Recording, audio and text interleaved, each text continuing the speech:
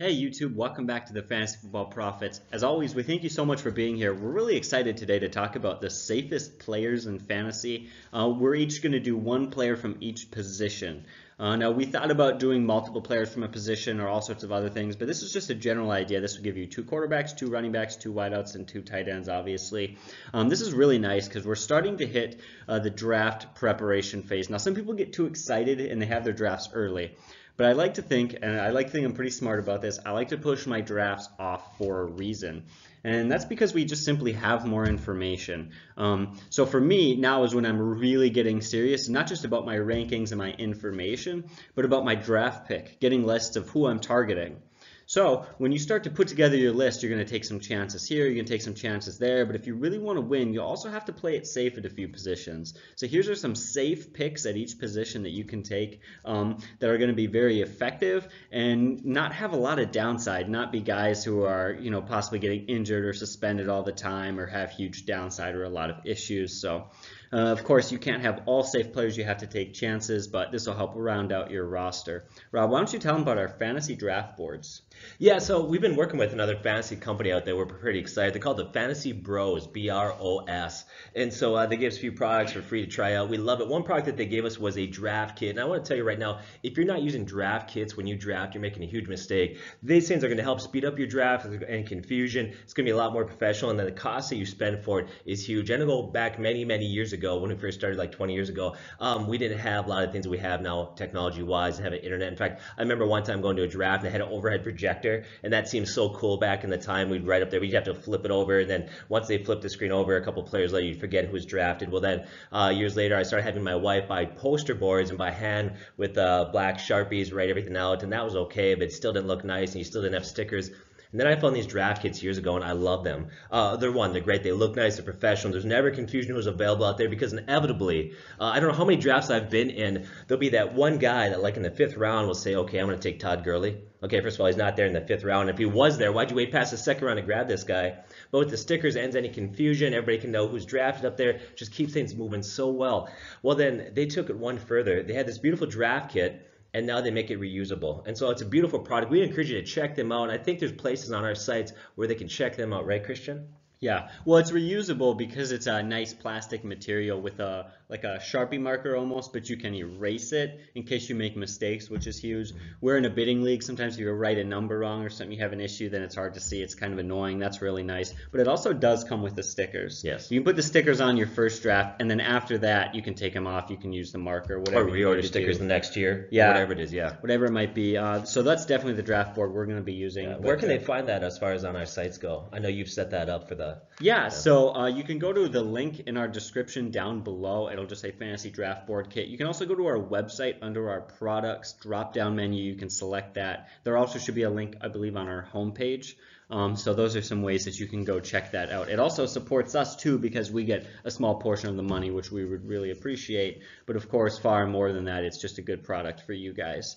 But Rob, let's quit wasting time and we can just get right into it with our first safe player.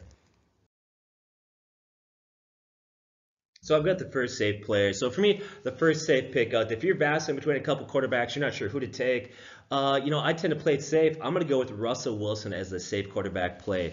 Now, I'm going to break this down into 3 areas when we look at determining is he a safe play, is he a risky play. First thing I want to look at is what about safe production? In order to be considered a safe guy, you also have to feel safe in his production, right? I mean, that's just common sense. So let's look at his production just quickly there. 2 of the last 3 years, he's had 34 touchdown passes. I know we mentioned that in a lot of videos. Last year, he finished first in fantasy points scored among quarterbacks. And then in 2016, he was in the top 10, even though he had a lot of injuries that year. In spite of all the struggles he had, he still finished in the top 10. In 2015, he was the 2nd fantasy quarterback as far as points scored goes. Now, back in 2016, he did have a setback, still ended up in the top 10, and that was because of terrible offensive line play, and he had some ankle injuries and some leg injuries. Once again, he's healthy. That offensive line has improved. His worst year was 2014, right? Here's why I think he's a safe play among many reasons. 2014, he has his worst year, only throws for 20 touchdown passes. That's a bad year, right? But he ends up having 850 rushing yards and runs for 6 TDs, so it doesn't matter. He balances you out there. He can bring to both ends of it, so he's got safe production. Major losses on that Seattle defense, I think, bodes well for him. They lost Cam Chancellor, Richard Sherman, Sheldon Richardson, Sheed, Averill. And then there's also talk that Earl Thomas might sit out right now. He's negotiating another contract. He's threatening to sit out. And so that's huge losses on that defense, meaning that Seattle is going to have to win a lot of games scoring points. Russell Wilson's going to be looked at as somebody that's going to help them win games, so I think that's huge for him. Now, the moment that he stepped on the field, from the time that he was a rookie, you look at Russell Wilson, right? He's been great. In fact, right now, number one in the history of the NFL as far as career quarterback ratings, number one is, and of course, Aaron Rodgers. We've talked about him a lot. But second on that list for the highest career quarterback rate of all time, ahead of players like Brady, Breeze, Montana, Steve Young, Peyton Manning. Number two on that list is Russell Wilson. This guy's been phenomenal. And so right now, Seattle's so dependent. In fact, last year they set a record. Russell Wilson, accounted for 86% of that team's total yards. That's phenomenal. And so right there, he's set for production. I feel very good that he's productive, and you can trust him in that. Second question I ask is, what is he going to cost you? To determine if he's a risky pick or if he's a safe pick, what's it going to cost you to get this guy? Well, currently, right now, his average draft position, he's the third quarterback taken, 50th overall. That's around the 5th round. It's kind of where he's fallen at this point. He's not too expensive, and that lowers the risk considerably and makes him a fairly safe play. And then the final thing we look at as far as a safe or risky pick is look at his health. He's never missed a game in his 4 seasons since coming into the NFL. He's shown toughness before. He's played through a lot of injuries, and he's shown grit. I think that's important in the NFL. You've got to have that because it's impossible in the NFL not to get hit, and you're going to deal with aches and pains. So you have to show the ability to play through that, and he's shown that. Now you look at him and Aaron Rodgers right now. If you look at our ranking, Aaron Rodgers, we actually have him one above Russell Wilson. So why is Wilson a safer play than Aaron Rodgers? Well, here's why Wilson's a safer play than Aaron Rodgers. Aaron Rodgers has missed some time. In 2017, he had injury. In 2013, he had some injuries. Rodgers is 34, and Russell Wilson is 29, so he's 5 years younger. All those things considered, I think Russell Wilson is probably the safest quarterback play out there. Any thoughts on that? No, I think that's a solid pick. I like it for sure. So are you ready for your first safe play? Yeah, I'll get right into it then. All right, so Matthew Stafford is my safe quarterback play. Now, right now, in basically all offseason, his ADP has been having him being taken like the 14th quarterback, which is extremely low. Last year in 2017, he played really well. In fact, he was the 6th fantasy quarterback in standard leagues and only threw 4 less touchdowns than the number 1 quarterback. Last year, he went out and had 4,400 yards, 29 TDs, 787 yards, 7.87 yards per attempt on a quarterback rating of 99.3. He was extremely, extremely effective. On top of that, he has fairly solid weapons. Marvin Jones, Golden Tate, and Kenny Golladay, who had a really good rookie season, but actually played banged up for a few games. Together, they combined for 181 catches on 278 targets, 2,551 yards and 17 TDs. That's one of the best receiving corps in the NFL. I really like it, especially because it's up and coming. Feels like Marvin Jones gets better every season. Last year, as I said, Golladay was a rookie, and he really emerges extremely impressive rookie. But now he's going to come in his second year healthy. He was a bit banged up last year and should make huge strides forward. Even more important than that, what are 2 things that make him a safe pick? He's got a good quarterback. He's got good weapons to throw to. Well, his health. 7 consecutive seasons, he has not missed a game. 112 games straight he has played without getting hurt. That's about as consistent as you get. You can trust this guy to play. And then finally, the thing I like about him most is just his situation. Situation is everything. I don't care how talented you are, you're not going to be a good fantasy player if your team's not letting you reach your full potential. So we know that he's got some good weapons. In fact, like I said before, I'm very excited about them. But also, he's going to have the opportunity to throw the ball a lot. Last year, they had the 32nd ranked rushing attempt, the worst in the NFL, hands down. It was brutal, and they honestly made seemingly no attempts to improve it apart from Kerryon Johnson, who is very talented in the receiving game, but I'd be surprised if he made huge improvements in the running game. That offensive line is very much the same as they were last year, lean far more towards pass blocking. And then, of course, the 27th ranked defense is just terrible defense, keeps them on the field a lot. So I think just about everything is working in Matthew Stafford's favor. If you're in a draft and you can't get Russell Wilson, the next safest pick, one of the next best picks that you can wait on a bit more is definitely Matthew Stafford. There's a lot to like. In some ways, he might be even safer than Russell Wilson simply due to the fact that you can get him so much later, honestly. Yeah. That's huge. So let's get on to our next play. So for me, the safest running back play out there right now is Jordan Howard. I want to look at how about safe production? What does he have there? Well, he's only 23 years old. He's still young.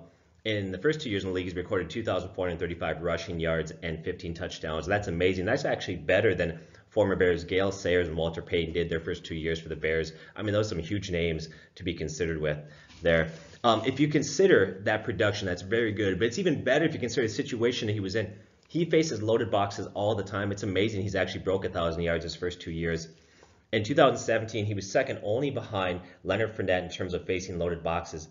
On 43% of his carries, he faced loaded boxes. That is huge obstacle to coming in. He's still fairly productive. As a rookie, he led all rookie running backs, forcing more missed tackles than any running backs back in 2016. He was voted in the top 50 by other NFL players. He actually came in number 28th overall, which is huge when you're getting voted in the top 50 by other NFL players that play against you. A lot of experts consider him the best pure runner among running backs. Now, he may not be the best pure overall running back. We know he's got deficiencies in the passing game, things like that. But as far as just ability to run the ball, he's considered by many to be the best pure running back out there. Another thing that's going to, I think, help him this year and why he's going to be a safe play is the inevitable development of Mitch Trubisky. He's going to get better. He really can't get any worse than he was last year. They got a new coach, a new coordinator. That's going to improve that offense. And any improvement that offense makes, they also signed Allen Robinson, is going to help decrease some of the pressure. He's going to see a few less loaded boxes, 8-man boxes. So I think that's going to help him. What does he cost you at this point? Well, here's what he cost you. His average draft position is 14th running back taken going in the 3rd round. That's a pretty low cost for a very good player. He doesn't cost too much. Yet he has potential, first round RB1 potential. That he's a guy that could, if everything falls into place and that offense develops, could become an RB1. He's not costing you a high draft pick. Now, what about health? That's the other issue. What about health with this guy?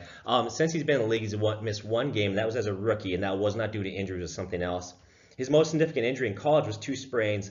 He's had no real serious injury in his career. He plays very physical, at 6 foot tall, 224 pounds. He has the size to be able to handle the wear and tear that an NFL lead back's going to need to take when you get the ball 20 to 25 times a game.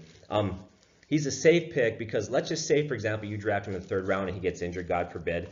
Being a 3rd round pick means that your 1st and 2nd round will have production, will help you overcome that. Take, for example, let's say if you were to draft Todd Gurley, kind of the effect that would have on you if you lost him for the year. And that happened to a lot of owners last year who lost David Johnson.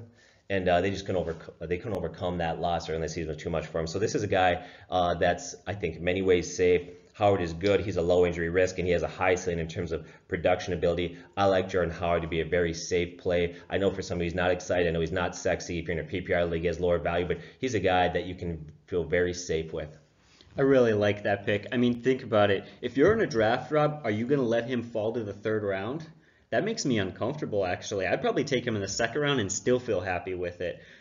He has a really high upside, probably the highest upside possibility, or I guess range from where we expect him to be, where he's being drafted, to where we know that he can play. Yeah. Has the biggest range, and yet he's still extremely safe. I really like what you talked about. He's faced a lot of 8-man boxes in the years past. Like, that's not a concern this year. It can't get any worse in that situation. Trubisky, I'm not going to say he can only get better, but I really imagine he can't get any worse. He only threw 7 touchdowns last year. That's terrible. So I think that's a solid pick right there. Completely agree with that. Okay, let's get to your safe running back play. All right, so Kareem Hunt is my safe running back pick. Now, I didn't want to pick a guy who was so high up because anytime I'm making a 1st round selection, it doesn't feel safe. The stakes, like you talked about, like the stakes are so high, like I don't want to take anyone. It makes me nervous. Can I have 2 seconds instead? Is that how this works? Sound like the Patriots now. Right? But I had to do it because he's just being bumped down further and further. His ADP has him taken 9th overall and 7th among running backs. That's too low. I have him a lot higher than that, and I love him. First of all, for a guy who won the rushing title last year with over 1,300 yards rushing, and you have him as the 7th running back, that's a pretty solid drop. So what kind of concerns would you have for that? Maybe he had low yards per carry, or maybe he didn't catch the ball in the backfield. Well, that's really not the case with Kareem Hunt. He had 4.9 yards per carry, which is very, very impressive, combined for 11 touchdowns and 53 catches. A lot of times rookies in the NFL, we've seen it with guys like Melvin Gordon and plenty of other running backs who come out and get a certain amount of catches and almost always get more their second year. It's extremely common for college running backs to come out and be good running and not be used to this NFL style of, yeah, you need to run, but we also need you to be a really good wide receiver. They're not demanded that much to be good receivers in college. They're just not. And so I wouldn't be surprised if that bumped up to about 70. He also had another 455 yards receiving. So he had over 1,800 yards on the year. Like, that's crazy. He broke the rookie running back record. So you talked about in 2016, Jordan Howard had more forced missed tackles, I believe it's called, is that the right term, in 2016. Well, the all-time leader was Kareem Hunt, who broke it, had forced 77 missed tackles last season. He was extremely effective, even despite that few game stretch where Andy Reid admitted himself that he really messed up that team and that there were some struggles in the passing game and the running game had some problems. Another thing for safety is I think sometimes a guy may drop an efficiency every once in a while if the offense struggles or something happens, but if they can stay with a lot of bulk touches, getting the ball a lot, then that's far less of a concern. Well, he had 63 targets last year and 272 carries. That's 235 times he touched the ball last year. That's phenomenal. That's really good, really impressive. There's absolutely no reason that that's going to drop off this season. Some people are concerned, like I'm a little bit concerned about Patrick Mahomes' play as far as it pertains to the Chiefs' offense as a whole, but they were willing to get rid of Alex Smith pretty easily for this guy. We've heard a lot of comparisons about him to Brett Favre. There were reports that he struggled for a couple of days in camp, but there's also been reports that he's shown a lot of ability, a lot of improvement, coachability, which I think is huge. So I don't think that that's necessarily a concern. But again, a guy who's getting the ball 235 times, who's averaging 4.9 yards per carry, I mean, I don't have many concerns with him, especially how much he's making people miss. For me, I think he's one of the safest picks in the first round for sure. Definitely underrated. Yeah, I think he's definitely underrated. I look at the average draft position. Also, we've on Instagram. We got a lot of feedback from you guys. We put some on Instagram. We compared him, I think, and Alvin Kamara. And everybody kept saying time and time again, Kamara, Kamara. In fact, a lot of people out there said, I'm just not big on Hunt this year. I'm really shocked. This guy did everything you could ask of him. He was great last year. He was phenomenal. And he just continues to drop. And you know what? I'm fine with that. Let him continue to drop. I'll take him late in the first round, early second, wherever he lands, and feel very comfortable with this guy. I think he's being overlooked by a lot of people. Exactly. Well, right now, Saquon Barkley, according to ADP, is the 5th running back taken, which to me is insane because that means they're expecting him to do better than Kareem Hunt. I mean, are you really expecting him to combine for 800 yards and 11 TDs on 4.9 yards per carry? I'm hyped about him, but you expect him to beat that? It's funny because actually Barkley was going to be one of my risky picks. I went a different direction. You'll see that in that video. But the reason why I think he's risky, not that I don't like Barkley, I think that guy is very, very talented, but he's never played a snap in the NFL. Mm-hmm. And so for him going that high when there's so many other good options out there is a bit concerning. Yeah. All right. Well, I think that about sums that up. Now we can get to our wideouts. So for me, the safe wideout play out there is A.J. Green. Let's talk about safe production as far as where he's at. Does he have safe production? Well, currently only him and Mike Evans have reached 1,000 receiving yards in their first 4 years in the league. He's reached that plateau actually every year that he's been in the league except 2016 when he was injured. But before the injury was happening, he was actually on pace to have his best season of his career. In fact, he was on pace for 1,542 receiving yards and 105 catches. He was having a phenomenal year.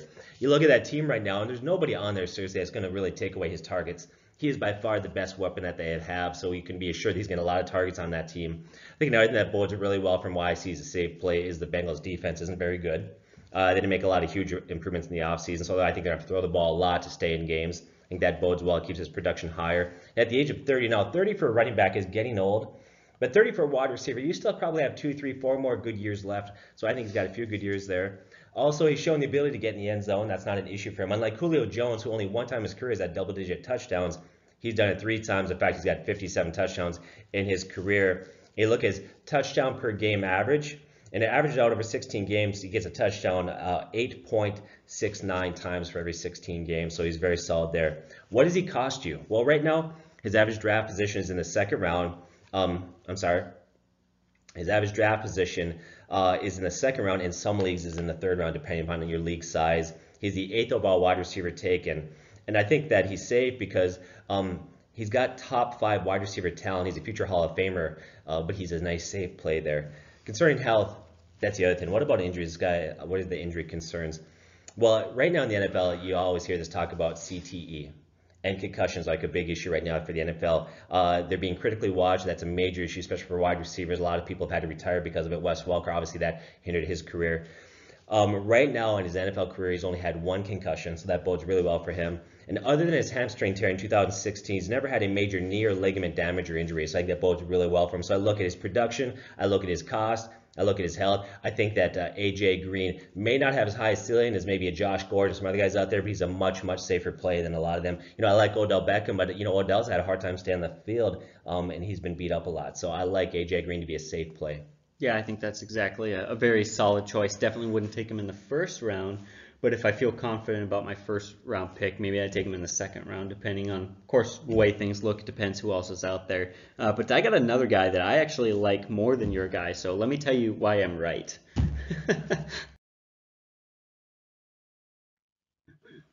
All right, so Michael Thomas. Right now his ADP has him taken 15th overall as the 5th wide receiver. I think this is an extremely safe pick. We'll start with the injuries. You just brought up injuries. I love that. He hasn't had any injuries throughout his career. Now, it's only been a 2-year career. It's a very short period of time. I'm sure something will bother him at some point in his career. I don't know an NFL player who's gone a long career without getting hurt. It just doesn't happen. But I'm not surprised. He's 6'3", 212 pounds. He's a big guy. Smaller guys like Wes Welker you just mentioned, they tend to get hurt more, especially with concussions, so I don't think that this is nearly as much of a concern. Excuse me. Wow. Apparently I'm not supposed to talk. I don't know. Yeah, we talk about guys like Wes Welker and some of them slot receivers. They take a lot of hard hits going over the middle like that. So I like guys that get down the field a little bit. Sometimes it reduces the physical hits that they take. Exactly. Another thing that bodes really well for him is he's playing for Drew Brees, a Hall of Fame quarterback. And not only is he playing for a Hall of Fame quarterback, but he is hands down easily his #1 target. It's not even close. He is the man there. I really like that they brought in Cameron Meredith. Cameron Meredith is not going to compete to be the #1 guy. Any better that Cameron Meredith plays is only going to pull attention away from Michael Thomas, which could certainly help. So I think that's great news. Through his first 2 seasons, he's had 196 catches on 271 targets, 2,338 yards, and 14 touchdowns, which averages out to 98 catches a year, 135 targets, 1,100 yards, and 7 TDs. That is really good. I mean, when you talk about a guy and you want to talk about safety, this is a guy who's never had less than 92 catches, who's never had less than that, who's never had less than 1,100 yards. I mean, this has got to be one of the safest picks out there. Now, he hasn't played as long as A.J. Green. He's only played for 2 years. But what about Michael Thomas says this is going to be a drop-off year, or that was a fluke, or he's not going to continue that? Absolutely nothing. The minute he came in there to New Orleans, to the Saints, they loved him. He was impressive. He played his rookie year, and he did so well that the Saints were just fine. They just let Brandon Cooks go. So I think that bodes really well. The #1 target who's been extremely impressive, who's averaging 98 catches a year through the first 2 years of his career. Like, what's not to love about this guy? Especially a guy you can get in the second round. Yeah, I love Michael Thomas. I think he's a very safe pick. I agree with you. I'm not sure I like Green a little bit better for 2 reasons. One, bigger resume, bigger body of work, and also he's fallen farther down in the draft. Yeah. But once again, I think Michael Thomas is pretty safe as far as wide receivers go. I think you draft him, you can feel pretty confident in your pick. Yeah, one of those situations. If you get either guy, I think you're fine. I kind of cheated on this one here a little bit. I took him ahead of yours. I grabbed my guy, said, "Oh, here's who I'm taking."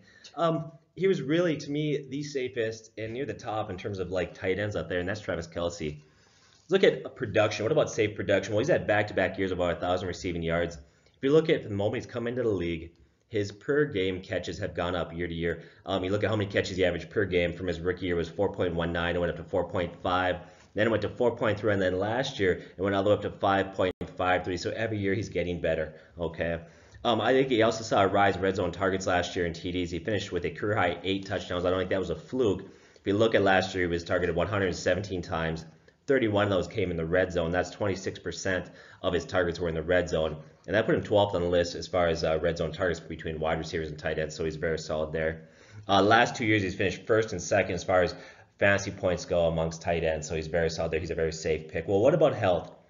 Well, since he's been in the NFL in 4 seasons, he's only missed 1 game, and that was not due to an injury. In fact, it was last year. They set him out the final week to rest for the playoffs, so he's never missed a game. He's very productive. He's been consistent from the moment he was a rookie.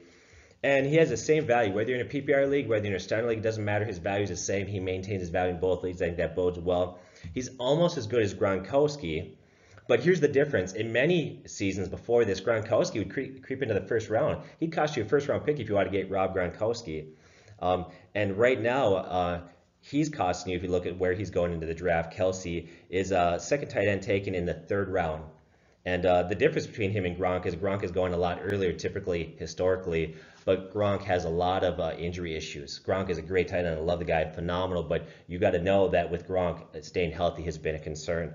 And so I think right now he's probably the greatest, safest tight end pick out there. In fact, if you're going to pick somebody ahead of Gronkowski, this would be the guy that you could do that and probably argue that as a safe and a good play. Yeah, I think that's a very solid choice. I've been excited about him all year. In fact, I've been so excited about him that some people think I'm being dumb or that I'm overhyping him or whatever, so I completely agree with this pick. I just wish I would have been able to talk about him, but I guess I'll go on and talk about my guy now. All right, so tight end Zach Ertz is my safe pick. And you notice that we picked 2 guys in the top 4 for tight ends. There's a reason for that, guys. You're not getting talent out of the top 4 unless you're risking it. I mean, the top 4 guys are the only 4 guys. It's Ingram, Ertz, Gronk, and Kelce. With those 4 guys, you have to take them early, and you're getting good safe talent. But after that, you have to risk it. You have to go week to week. You're going to have to wait. It just seriously drops off. If you watch our channel at all, you know that. You've been used to that. We talk about it all the time. So I didn't want to pick Zach Ertz, but I guess when life gives you lemons, you make lemonade. So that's what I'm talking about. Playing it safe, you've got to play it safe. Play it safe. So here you go. It feels like a boring pick, but we'll talk about it. I think, first of all, his ADP has him taken 33rd overall as the 3rd tight end. So basically a late 3rd round pick. First thing that I love, hands down the best thing that I love about him, is he is the Philadelphia Eagles' leading receiver in receptions with 74. He is the man. Ahead of Alshon Jeffrey, ahead of Nelson Aguilar, ahead of anybody else, Zach Ertz is the guy. He is the #1 target. You can count on it. He has been for years. On top of that, he's not getting the most targets from Mitchell Trubisky. He's getting the most targets from an MVP candidate in Carson Wentz, who last year was on pace for 41 touchdowns. He had 33 touchdowns in the first 13 games. He played phenomenal. You want to talk about health? Zach Ertz, just like any other player, he has missed some games, but he has never played less than 14 games in a season. If he played 14 games for me, I'd be fine with that. Of course, you always want him to play every game, but 14 games isn't bad, and he's never missed less than that. He's had at least 800 yards receiving and 74 catches in each of the last 3 years. How many tight ends can you say get 74 catches and 800 yards every year? Very, very few. On top of that, he tied the tight end best last year, Gronk and Kelce, with 8 touchdowns. So he's right up there with them. A lot of times we think Kelce and Gronk are far, far ahead. But he tied them for touchdowns last year with 8. Now, 8 isn't an insanely shocking number. It's not like back in the day when Gronk went out and had like 17 one year. That was kind of a fluke year. This is right around where a lot more tight ends are going to get. He's not the most exciting pick. He's not the sexiest pick. But if you're late in the 3rd round, you've shored up a wideout and a running back, and you realize maybe you're in a league where tight ends are going to go quick, he's definitely a guy to take off the board. You can get one of the last truly talented safe picks. Yeah, I like Zach Ertz. That's a good pick there. So that's our safe picks right now. And we'd love to hear from you guys. Like the videos, comment, please. If you disagree, if you agree, whatever, love comments. Get your friends subscribed. Continue to help us build this community. We're looking forward to doing fantasy football with you guys this fall. God bless and take care.